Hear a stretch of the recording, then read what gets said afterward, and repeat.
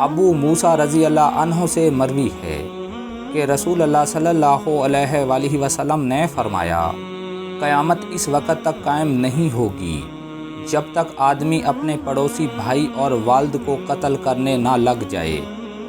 ابو ہریرہ رضی اللہ عنہ سے مروی ہے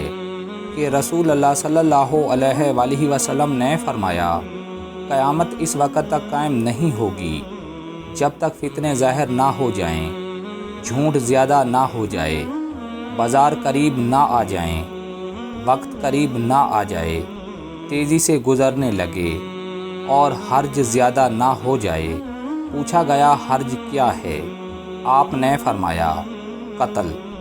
ابو امامہ رضی اللہ عنہ سے مروی ہے کہ نبی کریم صلی اللہ علیہ وآلہ وسلم نے فرمایا، قیامت کی پہلی بڑی نشانی سورج کا مغرب سے طلوع ہونا ہے۔ بن تغلب رضی اللہ عنہ سے مروی ہے کہ رسول اللہ صلی اللہ علیہ وآلہ وسلم نے فرمایا، قیامت کی نشانیاں یہ بھی ہیں کہ مال عام ہو جائے گا،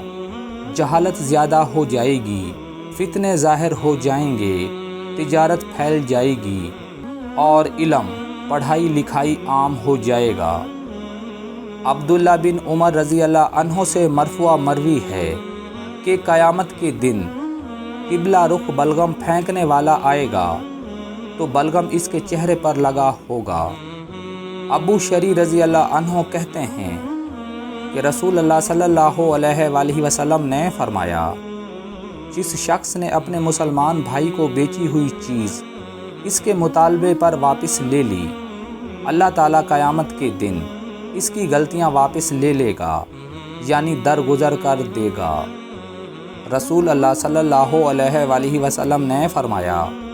قیامت قائم نہ ہوگی یہاں تک کہ تم اپنے امام کو قتل کرو گے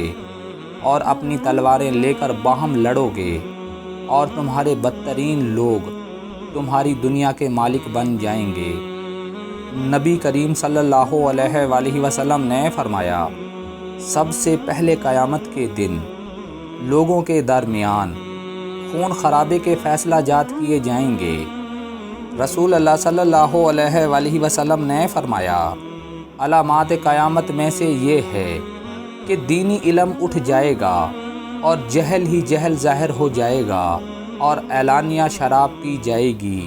اور زنا پھیل جائے گا۔ ابو ہریرہ رضی اللہ عنہ سے مروی ہے کہ رسول اللہ صلی اللہ علیہ وآلہ وسلم نے فرمایا، 4 لوگوں سے اللہ تعالیٰ بغض رکھتا ہے، قسم کھا کر سودا بیچنے والے سے،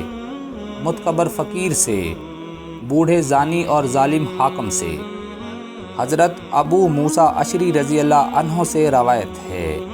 کہ رسول اللہ صلی اللہ علیہ وآلہ وسلم نے فرمایا، جو بھی عورت خوشبو لگا کر لوگوں کے پاس سے گزرتی ہے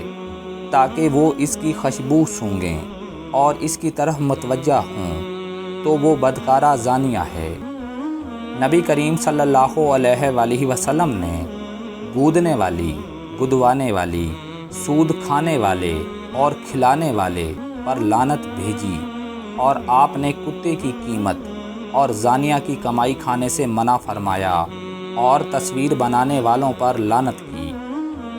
حضور نے فرمایا، اللہ اس شخص کے چہرے کو تر و تازہ رکھے جس نے میرے سے کوئی حدیث سنی،